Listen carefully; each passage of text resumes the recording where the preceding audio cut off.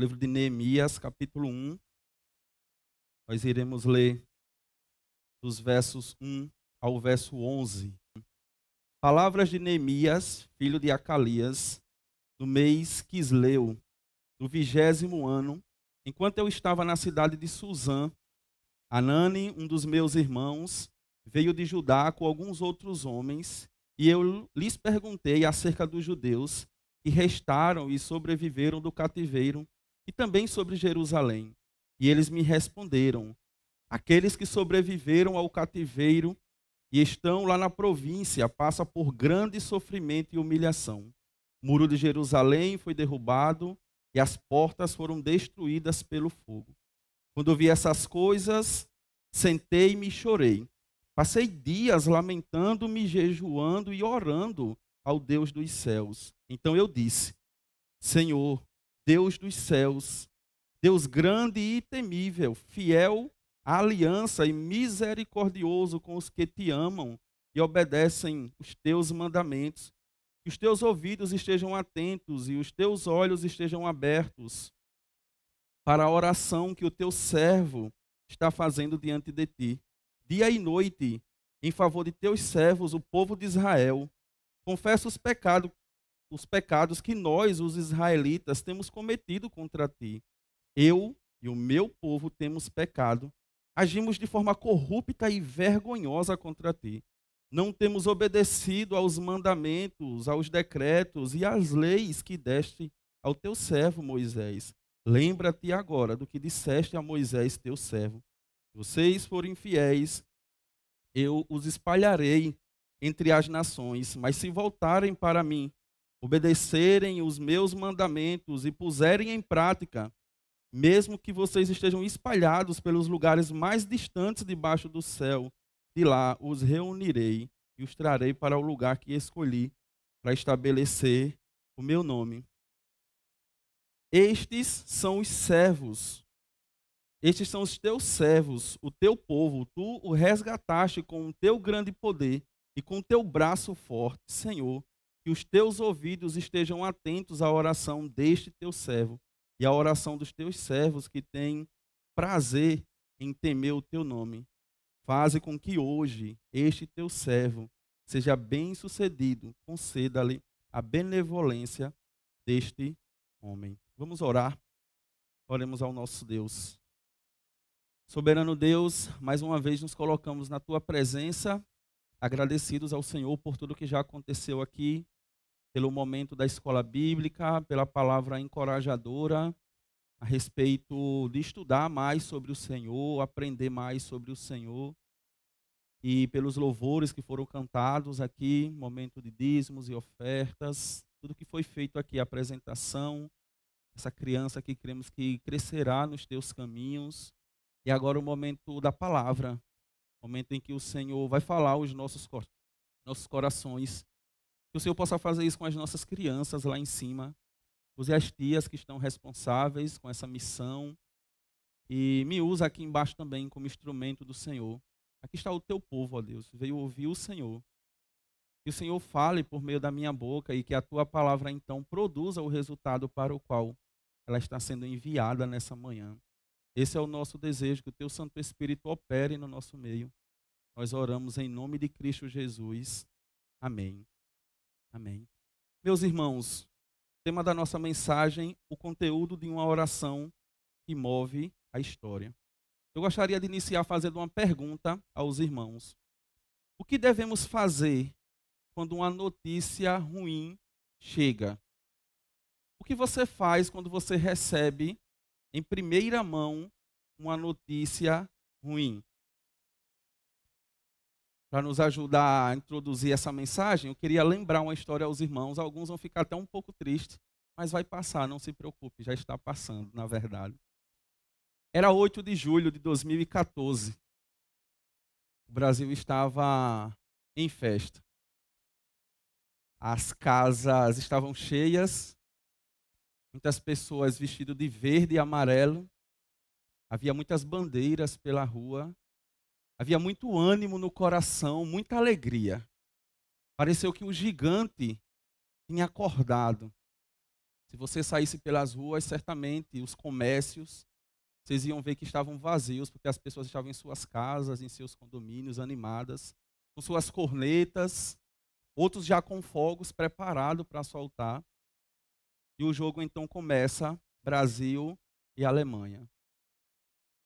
Jogo muito difícil. E de repente a nossa seleção brasileira perdeu a estrutura ou o controle e começou a receber um gol após o outro.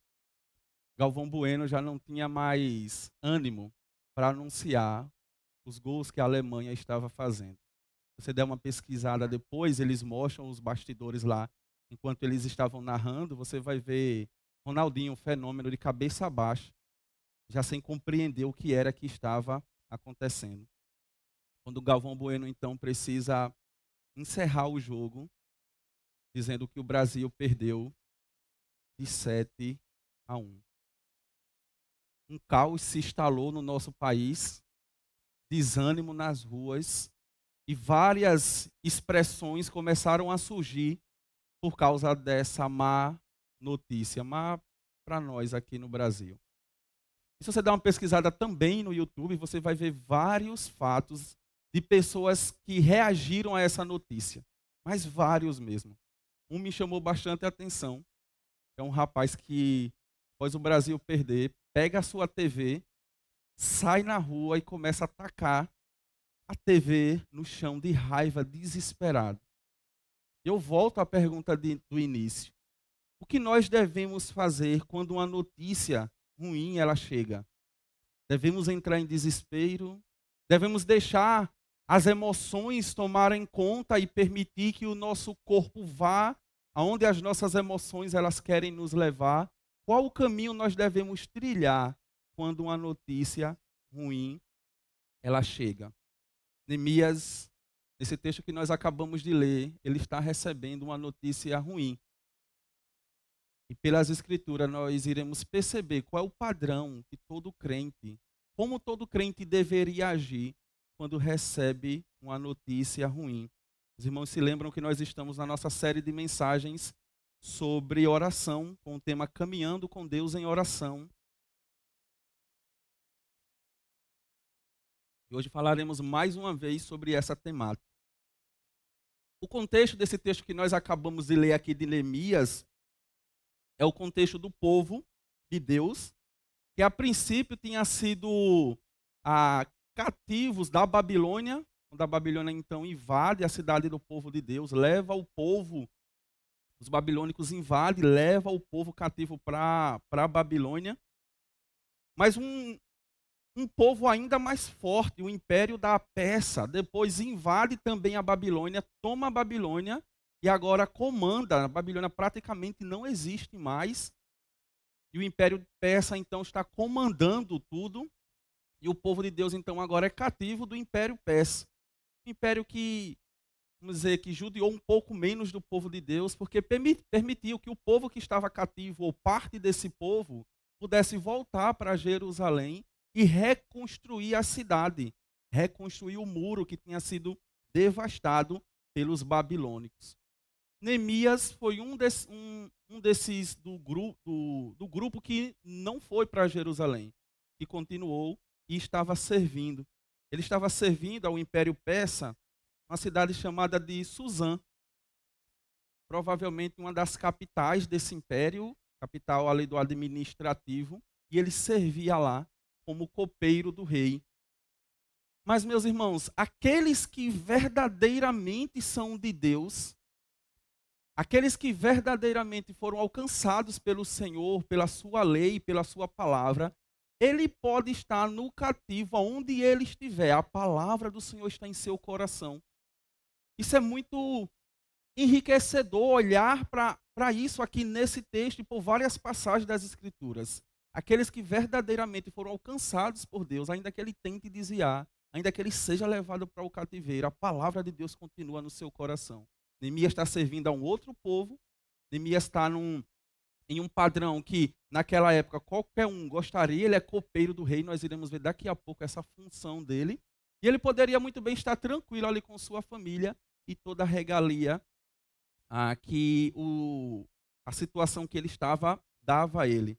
Mas a gente vai perceber que não é isso. Neemias está ali, mas quando sabe que alguns irmãos vieram de Jerusalém e estão ali no reino da Pérsia, ele pergunta: como é que está a cidade?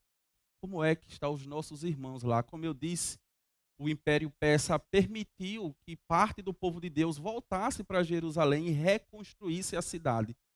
Mas eles não tiveram tanto sucesso, pelo menos não imediato, na reconstrução da cidade. E Neemias, então, vai receber essa notícia do que está acontecendo lá. Esse é o contexto da palavra de hoje. Eu queria, então, iniciar a exposição aí do verso 1 ao verso 3, vendo esse momento em que Neemias recebe a palavra. O texto que nós lemos diz assim: as palavras de Neemias, filho de Acalias, no mês de Quisleu, no 20º ano, enquanto eu estava na cidade de Suzã, Anani, um dos meus irmãos, veio de Judá com alguns outros homens, e lhe perguntei acerca dos judeus que restaram, os sobreviventes do cativo, e também sobre Jerusalém. Verso 3, e eles me responderam: aqueles que sobreviveram ao cativo e estão na província passam por grande sofrimento e humilhação. O muro de Jerusalém já foi derrubado e suas portas destruídas pelo fogo.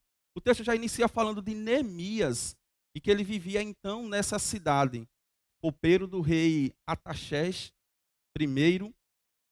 Ele servia no templo a esse rei. E talvez vale aqui trazer uma informação que esse serviço aqui de copeiro não é o serviço que nós temos hoje, por exemplo, os copeiros de restaurantes e coisas desse tipo. Mas Neemias tinha a missão aqui, por exemplo, de experimentar o alimento, a bebida, antes que o rei fizesse. Pois muitas pessoas queriam acabar, matar o rei, para que o rei pudesse sair e ele assumir. Então Neemias tinha essa função de quando o alimento chegava, quando a bebida chegava, ele antes disso experimentava. O rei esperava um momento, Neemias não morreu, não caiu duro, não caiu se batendo, não tem veneno, então eu vou comer. Essa era a posição de Neemias, alguém que estava lidando diretamente com aquele que dominava toda a região, com aquele império que dominou os babilônicos. E Neemias, então, é esse homem que está ali. O texto vai dizer também que ele era filho de Acalias. E o nome do pai dele aqui surge não como algo místico ou coisa assim, mas só para diferenciar, já que havia vários Neemias nesse período, então ele está identificando, ele era filho de Acalias. Como eu disse, a cidade de Suzã era uma cidade que era uma das capitais do império, e Neemias então está naquilo que poderíamos chamar da melhor posição. E Neemias então sabe que alguns irmãos estão vindo lá de Jerusalém, e ele pergunta: como é que está o povo? Como é que está aqueles que voltaram para tentar reconstruir a cidade? Como é que está aqueles que estavam cativos e ainda estão lá? Veja, meus irmãos, eles voltaram, mas eles ainda estão sendo subjugados pelo Império Persa. Eles ainda precisam trabalhar, pagar tributos, eles ainda estão sendo oprimidos em alguma medida. E o texto, então, no versículo 3, vai trazer 3 coisas que eu gostaria que os irmãos pensassem comigo, para quando a gente for para a reação de Neemias, você perceber por que Neemias está reagindo desse jeito. Então, 3 situações Neemias escuta a respeito da situação do povo. Primeiro é que o povo está em grande sofrimento. Se talvez Neemias tivesse pensado assim: agora que o rei permitiu que o povo voltasse, agora que eles voltaram para reconstruir a cidade, deve estar tudo ok por lá. Não está. O povo está em grande sofrimento.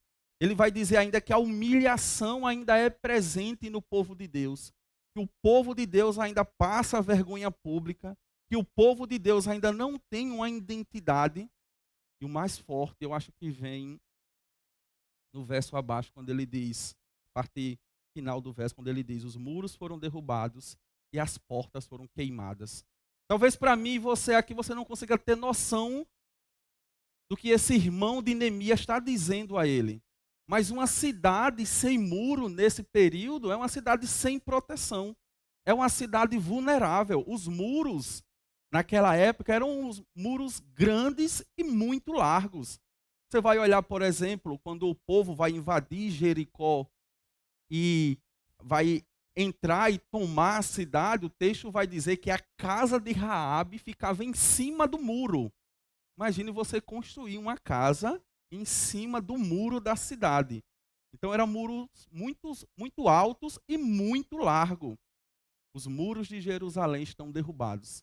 A cidade continua sem segurança. E ele ainda diz, e as portas estão queimadas.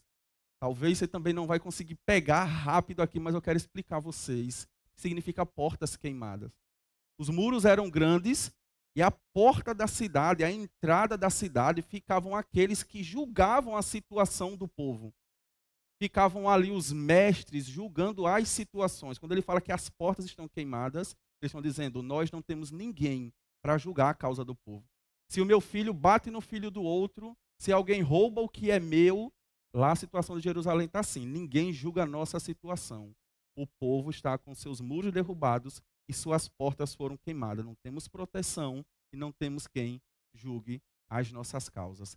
Essa era a situação do povo de Deus. Sem segurança, sem alimento, ainda escravo de um povo, sem esperança em seus corações, e não tinha ninguém que julgasse a sua situação. Essa foi a notícia que Neemias recebeu. A notícia que eu e você recebemos na introdução que eu falei foi o Brasil ter perdido. E 1 a 2 semanas depois, estava todo mundo vivendo a sua vida e trabalhando de novo. Aqui não foi assim. Anos e anos se passaram e o povo de Deus sofrendo na mão do povo. Veja, meus irmãos, as coisas nem sempre acontecem da forma que nós gostaríamos.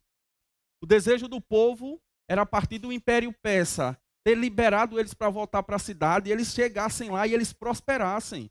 E eles começassem a reconstruir os muros, que as pessoas voltassem a julgar a situação, que eles começassem a plantar, fazer seus comércios, e que tudo voltasse ao normal. Mas as coisas nem sempre acontecem da forma que nós gostaríamos. E eu e você sabemos exatamente disso. Quantos planos e projetos você já fez? E 2026 já começou e você está percebendo que não vai ser bem assim. Que não vai ser tão fácil. Que as coisas não vão acontecer exatamente como você pensou. Por isso nós devemos nos apegar no Senhor. Estar diante dele em oração, como Neemias vai fazer. Eu queria então te convidar a ler o versículo 5. Que é essa reação de Neemias. Deus vai dizer. Então eu disse, versículo 5. Então eu disse, Senhor, Deus dos céus, Deus grande e temível, fiel à aliança, misericordioso com os que o amam e obedecem os seus mandamentos. Neemias se coloca diante do Senhor como um intercessor. Quando a notícia chega, Neemias se desespera, mas veja, meus irmãos, que interessante, como eu acabei de falar aos irmãos, Neemias tinha todo o acesso ao rei, por isso que eu falei aquilo na introdução. Neemias poderia ir diretamente ao rei e solicitar ao rei alguma coisa. Solicitar ao rei que financiasse a reconstrução. Solicitar ao rei que permitisse que mais pessoas fossem para lá. Mas essa não é a reação de Neemias. Primeiramente, ele vai orar diante do Senhor.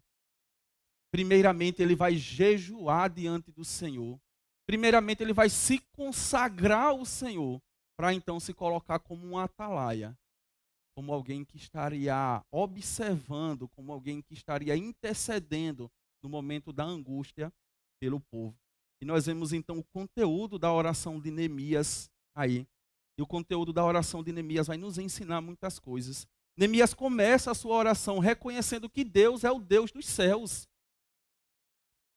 Quando você pensa aqui nisso que Neemias está falando, alguma coisa vem à sua mente, uma outra passagem bíblica, quando Neemias diz, Senhor, Deus dos céus, a oração de Jesus do Pai Nosso. Pai Nosso, que estais nos céus. As coisas aqui na terra estão fora do lugar, mas o Senhor está no céu, ainda governando todas as coisas. Neemias reconhece que mesmo que a situação esteja caminhando nessa condição do povo, do sofrimento, Deus ainda continua nos céus. Ele reconhece que Deus é o Senhor acima de todas as coisas. Essa é a expressão do Senhor que está nos céus. Alguém que está acima de nós, que controla todas as coisas. Neemias então vai descrever algumas coisas a respeito de Deus aí, em sua oração no verso 5. Ele vai dizer, Deus grande e temível. Meu irmão, quem diz isso no momento de desespero? No momento de desespero, a gente até esquece de Deus e que Deus existe. A gente vê um Neemias que para diante da notícia difícil, reconhece que Deus está no céu, que Deus está no controle e que Ele é um Deus grande e temível. Que independente da situação que o povo esteja, o Senhor continua grande e temível. Independente da Babilônia, o que ela fez com o povo, independente do novo império a que agora está subjugando o povo, Neemias reconhece: o Senhor é que é temível. Se a gente deve temer alguém, não é temer esses reis da terra, mas o Senhor. E você vai entender porque Neemias está dizendo aqui que Deus, ele é um Deus temível na exposição das Escrituras. Neemias vai trazer algo que eu gostaria que os irmãos prestassem bastante atenção. Ele vai dizer que ele, além de ser um Deus grande e temível, ele é fiel à sua aliança. Isso é muito importante. O Senhor é fiel à sua aliança. Ele ainda vai dizer que Deus é um Deus misericordioso. Os irmãos começam a perceber como Neemias está preparando o terreno para então pedir a Deus aquilo que ele quer pedir. Ele reconhece primeiro quem Deus é, ele se consagra, ele tira um momento de consagração. Ele reconhece a grandeza de Deus, ele reconhece o quanto Deus é fiel, e ele vai dizer: o Senhor também é misericordioso. Não é que Neemias quer comprar Deus, não é que Neemias quer barganhar com Deus. Ele está dizendo: Deus, o Senhor é tudo isso, inclusive misericordioso. O Senhor é um Deus de misericórdia. E a gente tem aprendido nos estudos de quarta-feira aqui com os homens nos atributos de Deus, e aprendemos sobre esse atributo da misericórdia de Deus. O atributo de misericórdia de Deus é Deus não deixar, ou Deus, em alguma medida, tirar aquele povo que está na miséria que merece. Isso é ser misericordioso. Tem alguém na miséria e ele está nessa miséria porque ele merece estar ali. E quando você age, tira aquele povo daquela situação, você está sendo misericordioso. O que Neemias está dizendo a Deus é: nós estamos cativos. Nós estamos cativos porque desobedecemos a tua palavra, a tua lei, mas o Senhor é um Deus de misericórdia. O Senhor é um Deus que vai lá na miséria do teu povo e tira o teu povo dessa miséria. É isso que Neemias está dizendo nesse texto. Veja, meus irmãos, nós percebemos nesse texto, com relação à vida de oração, pelo menos uma coisa: nós devemos conhecer o Deus que nós adoramos. Nós devemos conhecer o Deus que nós servimos. Nós devemos conhecer o Deus que a gente ora e usar todo o nosso conhecimento na vida de oração. Se tem uma coisa, um exercício que eu faço para conhecer uma pessoa ou entender o que ela pensa a respeito de Deus, é pedir a ela para orar. Sempre que alguém ora, eu estou prestando bastante atenção na oração da pessoa. Porque eu entendo que a oração da pessoa vai falar muito a respeito de Deus e do que ela sabe de Deus. A respeito do quanto ela conhece Deus, como ela fala sobre esse Deus. Nós precisamos conhecer o Deus que a gente ora, que a gente serve. Eu queria ainda, nesse ponto aqui, mais uma vez, falar com os irmãos sobre isso. Precisamos conhecer o Deus que a gente serve. Essa história de que é o Deus dos meus pais, é como o pastor Diego orou aqui na apresentação da criança, para que ela um dia possa confessar o Senhor. Essa história de que meu pai era assim, meu avô era assim, o Deus não, é o seu Deus também, beleza, é Deus dos seus pais, mas deve ser o seu Deus também. Você precisa ter experiências, conhecer o seu Deus também e se relacionar com Ele assim. E a sua oração, então, vai ser recheada do conhecimento de Deus. Percebe o que Neemias diz? O Senhor é um Deus de aliança, o Senhor é um Deus de misericórdia, o Senhor é um Deus bondoso, o Senhor é um Deus que tem misericórdia, que apesar da miséria do povo, o Senhor age. Neemias reconhece tudo isso de Deus. Então, mais uma vez, você quer fazer um teste, o quanto a pessoa sabe de Deus, perceba a oração dela, como ela ora. Às vezes, por exemplo, ela não conhece nem a doutrina da Trindade. Você já viu alguém orando assim? Ela ora em nome de Jesus, ela diz assim: Senhor Jesus, Obrigado por estarmos aqui, por esse dia. E no final da oração ela diz assim, em nome de Jesus, amém. Orou a Jesus em nome de Jesus. Percebe? Ela não tem o conhecimento da Trindade. Ela ora a Jesus em nome de Jesus. Nós precisamos conhecer o Deus que a gente serve. Ter experiência com esse Deus. Há um desafio para esse ano, lermos as Escrituras. Vamos ler, vamos lá, vamos ver o que é que Deus fala, como Deus se revela, quais são os atributos de Deus. E é Ele quem vai nos ajudar no nosso momento de dificuldade. Mas então o povo está passando por essa situação, Neemias intercede, começa a interceder pelo povo, mas ele faz isso reconhecendo primeiro quem Deus é. Nós percebemos aqui que nós devemos orar com conhecimento. Orar com conhecimento. A pergunta que fica para nós aqui é, nós conhecemos a Deus? Nós sabemos quem Deus é? Se a gente parasse para fazer uma pesquisa aqui na igreja, colocasse umas 5 ou 10 perguntas. Primeiro, quem é Deus?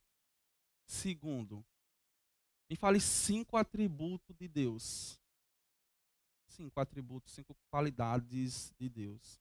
Terceiro, me fale sobre o que é justificação. Estou falando de temas que não é estranho a nós. É Deus, justificação. Quem é o Espírito Santo? Ele é uma força ou ele é uma pessoa? Será que nós conseguiríamos responder? Acho que Neemias deixa para nós aqui que a nossa oração deve ser recheada de conhecimento de Deus. E conhecimento aqui, meus irmãos, não é ostentação, não. Não é chegar diante do público e trazer os termos técnicos. Não é sobre isso. É de fato conhecer o Deus que serve. Neemias não está ostentando, não, aqui. Conhecimento. Neemias aqui está construindo um pensamento. Primeiro, o Senhor é um Deus que age com misericórdia. O Senhor também é um Deus que é grande. O Senhor é um Deus que é fiel à sua aliança. E o Senhor também é um Deus que é misericordioso. Neemias está preparando o terreno para aquilo que ele vai falar. Neemias sabe que o povo está cativo porque quebrou a aliança de Deus, certo? Deus tinha dito que se o povo obedecesse às suas leis, seguisse o seu caminho, o povo seria bendito. O povo seria próspero na presença de Deus. Mas Deus também disse que se o povo não seguisse a lei de Deus, Deus ia fazer com que esse povo fosse cativo de um outro povo. Vocês percebem o que é que Neemias está construindo aqui? Ele está dizendo, o Senhor é fiel à sua lei e o Senhor cumpriu ela quando a gente desobedeceu. Mas o Senhor também é um Deus de misericórdia. E o Senhor fala que se o povo se arrepender, o Senhor vai trazer o seu povo de volta e vai juntar o seu povo de novo. Neemias está construindo todo um raciocínio em sua oração. E o que a gente percebe às vezes na maioria das nossas orações é que nos falta conhecimento de Deus e um raciocínio mínimo da oração. Você diz a um irmão assim, irmão, vamos orar pelo alimento? O irmão ora pela igreja, ora pelo animal, um cachorrinho que veio na rua morto. O irmão ora pelo um monte de coisa, acaba a oração e não ora pelo alimento. E aí você fica assim, meu Deus, Senhor, nos ajude. Era para orar só pelo alimento, agradecer a Deus pela provisão. O irmão fez um monte de coisa, ele não consegue ajustar, ele não consegue colocar certinho, porque parece que falta elementos na cabeça dele. Falta na cabeça dele que Deus é o Deus que provê todas as coisas, e por isso então ele vai agradecer pelo alimento, pela provisão, pela força que Deus nos deu para trabalhar, por isso o alimento chegou à mesa. Parece que falta elementos do conhecimento de Deus na cabeça da pessoa. E Neemias está nos mostrando que a nossa oração deve ser uma oração coesa, uma oração com discernimento e conhecimento de quem Deus é. Deus é um Deus de aliança, Ele cumpre sua aliança, mas em sua aliança também Ele age com misericórdia. E a gente vai ver então aí do verso 6 ao verso 7, a oração que Neemias vai fazer de confissão. Ele vai dizer, verso 6, que os teus ouvidos estejam atentos e os teus olhos estejam abertos para ouvir a oração que o teu servo está fazendo dia e de noite diante de ti em favor dos teus servos, o povo de Israel. Confesso os meus pecados. Confesso os pecados que nós, os israelitas, temos cometido contra ti. Sim, eu e o meu povo temos pecado contra ti. Neemias agora se coloca na posição de um intercessor. Neemias sabe que ele está ali, ele está vivendo em um tempo próspero para ele e para sua família, mas Neemias sabe que ele faz parte de um corpo. E que se o corpo está sofrendo, Neemias também está sofrendo. E que se o povo está lá cativo, meu coração também está cativo. Ele sabe que ele pertence a um povo, que ele pertence a uma nação. E ele sente a dor do povo. Meus irmãos, nós precisamos, em nossas orações, sentir a dor do outro. Nós precisamos estar bem no conforto daquilo que o Senhor nos deu, e louvado seja Deus por isso, mas sentir a dor do outro que não está no mesmo conforto que nós. Talvez você está tranquilo em sua bela casa, quitada, sem preocupação nenhuma a respeito disso, mas tem um irmão na igreja, uma família na igreja que está lutando para conseguir pagar o seu aluguel no mês. E quando essa notícia chega a nós, isso deve mover o nosso coração a dizer: Senhor, a dor do meu irmão também é minha dor. Você percebe que Neemias em momento nenhum deixa com que a situação que ele está de privilégio tire dele o amor pelo povo. Neemias está intercedendo pelo povo. Intercedendo não somente que o povo pecou, mas ele diz: nós pecamos contra o Senhor. Sim, eu e o meu povo temos pecado contra ti. Neemias sabe que aquela situação que eles estavam passando era porque eles pecaram contra o Senhor. E ele não diz assim: eu estou fora disso, olha como eu estou próspero, olha como minha situação está boa. Neemias diz: não, eu pequei contra o Senhor e o povo, porque eu pertenço a esse povo. Eu faço parte desse povo. Por isso nós pecamos contra o Senhor.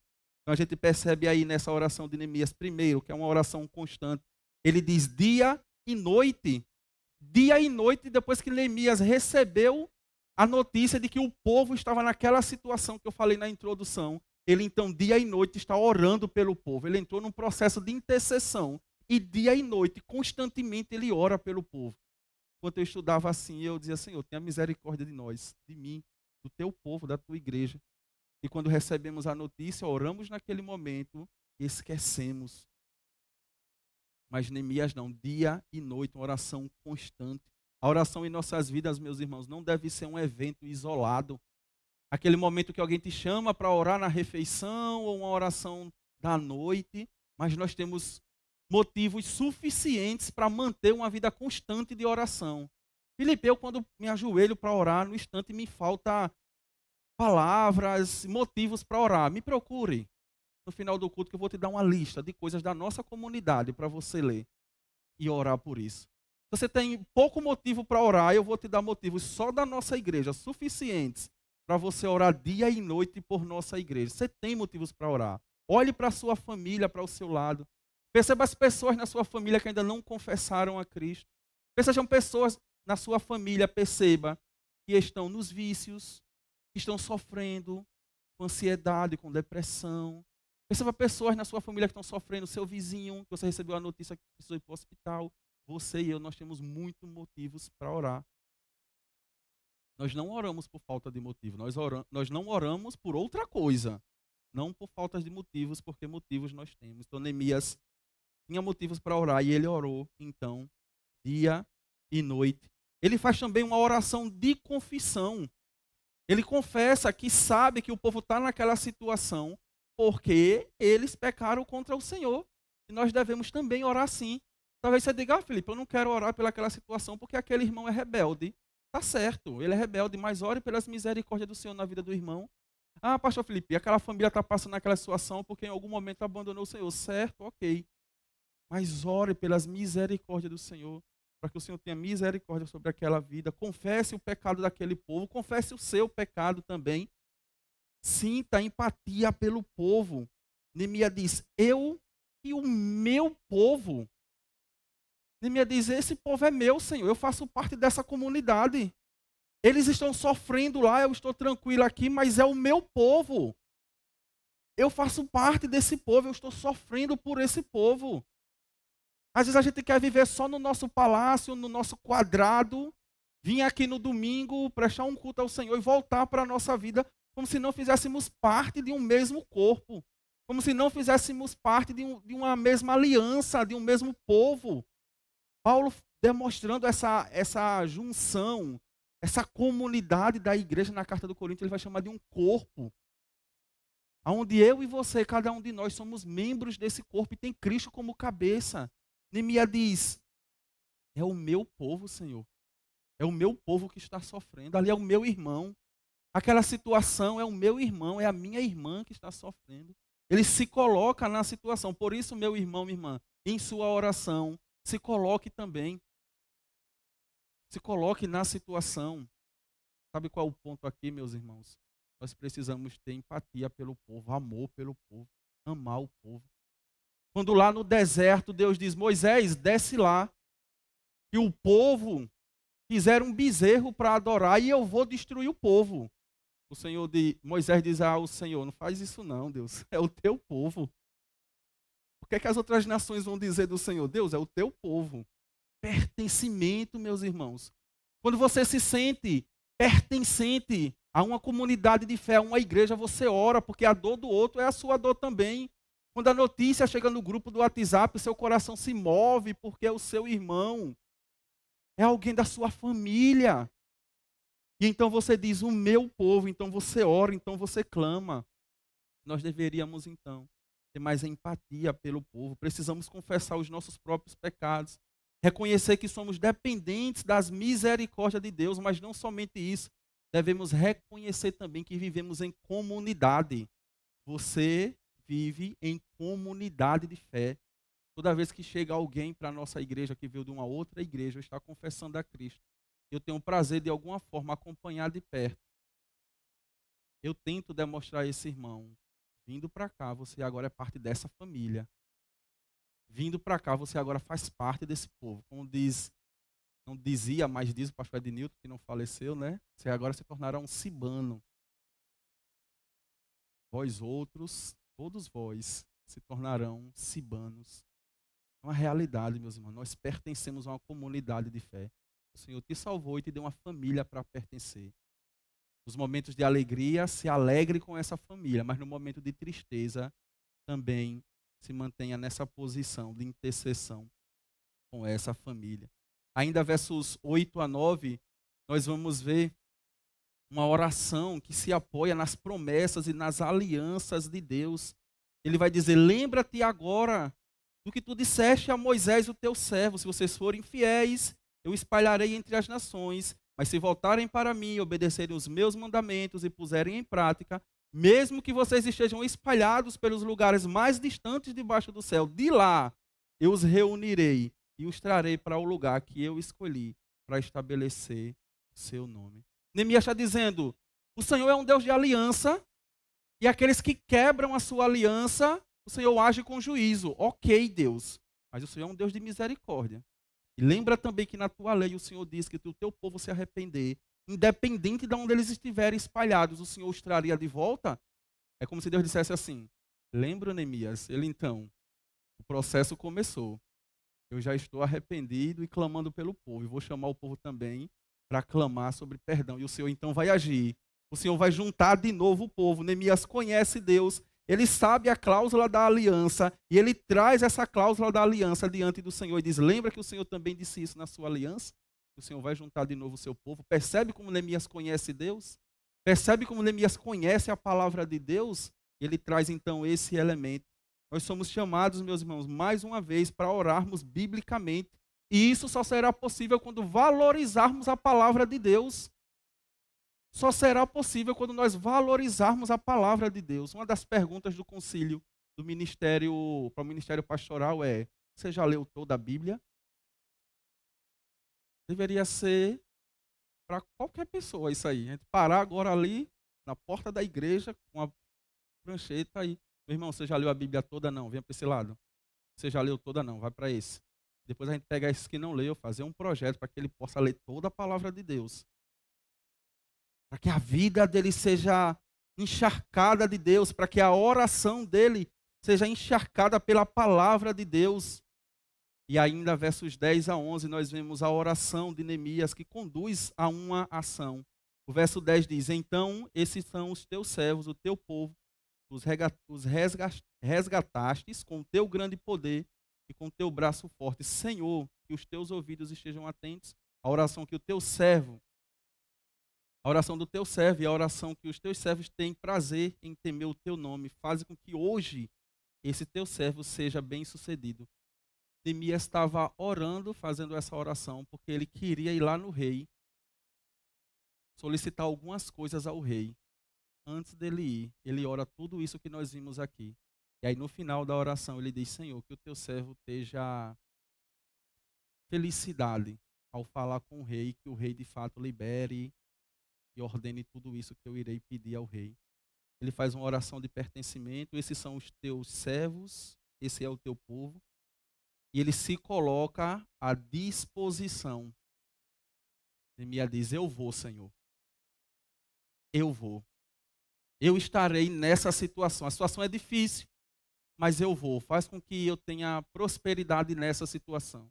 A situação é difícil, eu sei que eu posso fazer alguma coisa e eu vou fazer. Seja comigo, Senhor. Uma oração de alguém que se coloca à disposição.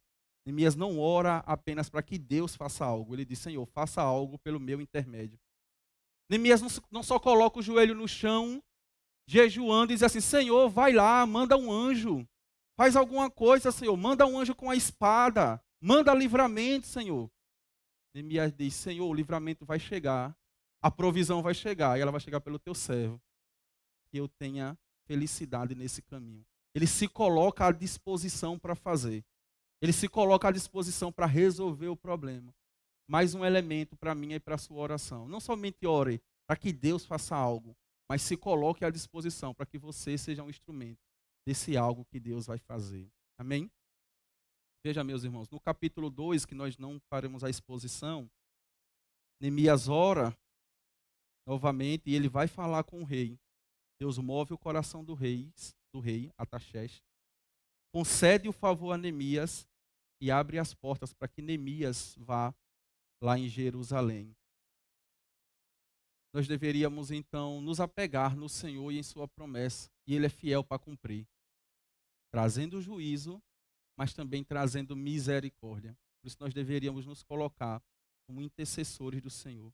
Eu gostaria de concluir então dizendo que Neemias nos ensina que a oração que move a história, ela começa primeiro com a oração de conhecimento, de alguém que conhece a Deus. Segundo, alguém que confessa os seus pecados. E a restauração, ela sempre vai ter um caminho a ser trilhado. A mudança de vida começa na oração, passa pelo arrependimento, vai se concretizar na obediência do povo. É verdade que nossa obediência, muitas das vezes, é uma obediência falha. O povo estava no cativo porque eles falharam contra o Senhor. E é por isso que nós deveríamos olhar para algo além de nós. É por isso que nós deveríamos nos apegar a Cristo. O povo estava no cativo porque desobedeceu. Certamente cativeiros irão vir sobre nós, também por causa da desobediência. Por isso nós deveríamos nos apegar em algo mais seguro que isso. A obediência de Cristo Jesus na cruz. Aquele que ouve e responde às nossas orações, como diz João 14, do 13 ao 14. Eu farei o que vocês pedirem em meu nome, para que o Pai seja glorificado no Filho. O que vocês pedirem em meu nome, eu farei. Portanto, meus irmãos, diante dessa situação, eu queria clamar mais uma vez aos irmãos. Orem. Vamos orar.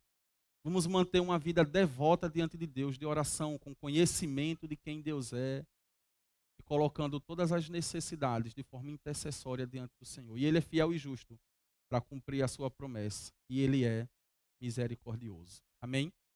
Vamos orar. Vou pedir que você baixe sua cabeça, feche os olhos. Vamos fazer uma oração ao nosso Deus.